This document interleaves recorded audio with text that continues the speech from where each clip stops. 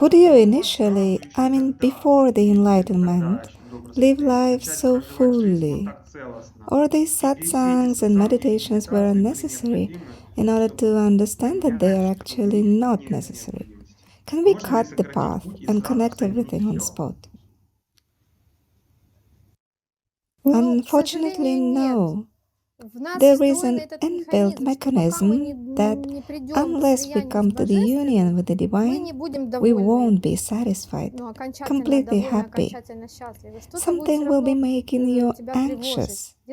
Something you won't be content. So yeah, I was living life in a different way. Consciously, I was very sensitive. I felt everything differently. I perceived the world through the heart. I was living in a more interesting way, much more interesting than when you just walk like some puppet.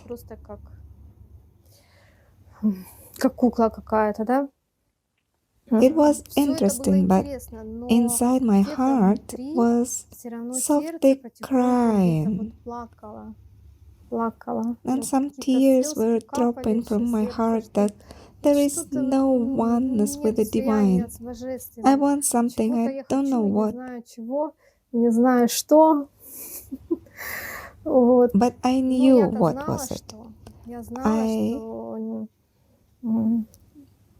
I had the samadhi level, but still I was not satisfied by this.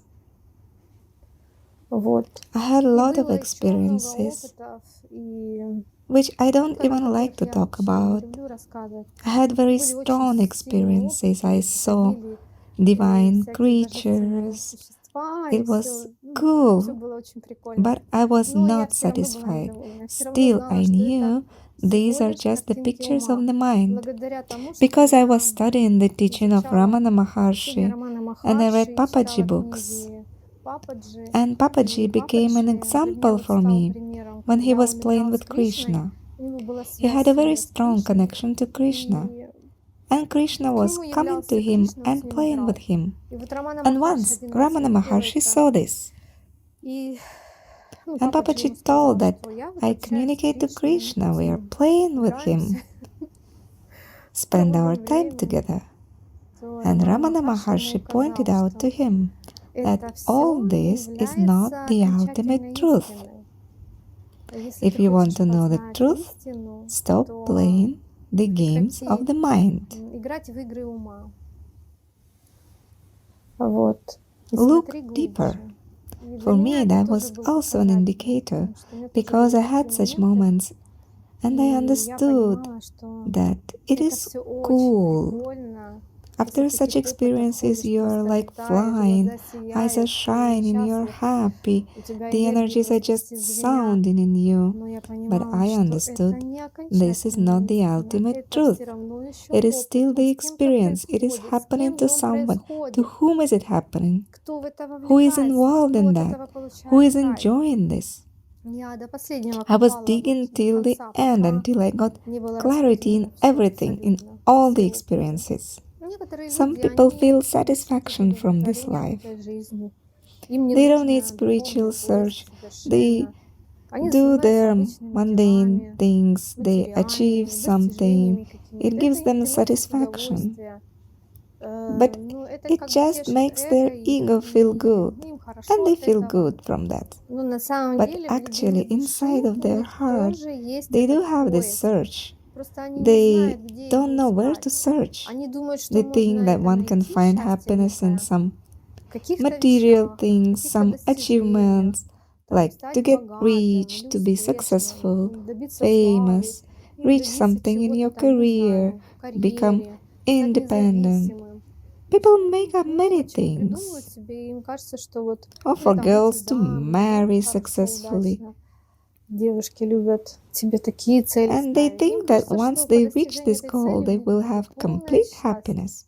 But unfortunately, no one is not getting happiness in the material world. These are all the illusions. It's like a race. And in the end of life, the person sees like, oh, life is over. I just bought my house. I just created my business. I just given birth to my children. And now I just wanted to start living, but life is over. How this happened? Life is so fleeting. And people die. And they die in disappointment, in uncontentment. We can't say this is a wrong path. They have to live through this experience. Not everyone can go directly to spirituality. In every person, this mechanism of unsatisfaction is inbuilt. Unless we have complete oneness with the Divine, we won't be happy in anything. Even in spirituality, if you do spiritual things like esoterics, magic, do practices, unless you reach the highest state of knowing the truth, you won't be satisfied. You will think that you need to do more practice and to visit more workshops, to do something more. But you should see that this becomes a kind of way of life. Someone is searching for satisfaction in material things, and you are searching for satisfaction in spiritual things, but it is still feeding your ego only. You are still trying to achieve something like an illusion which you can't achieve. You can only surrender to this. You can open to this sincerely and invite it to your life. That's it. That's only what we can do. And once you know the source, you get peace in your heart. Over. You completed the meaning of life.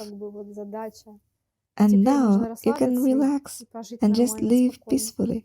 It doesn't matter how much of what you have in life or don't have, you live from the feeling of oneness, and everything makes you happy. Doesn't matter what's your furniture, is it cheap or expensive, you have a spot to sit and that's good. If it's warm, you have food and that's it. It's okay. There is no pressure on you that I need to achieve more, I need to gain more. Half of the aims, or even more, the majority of the aims, they dissolve, since they're not necessary anymore. This is why only after merging with the Source, after the awakening or enlightenment, only after this people start really living. Before it's constant suffering.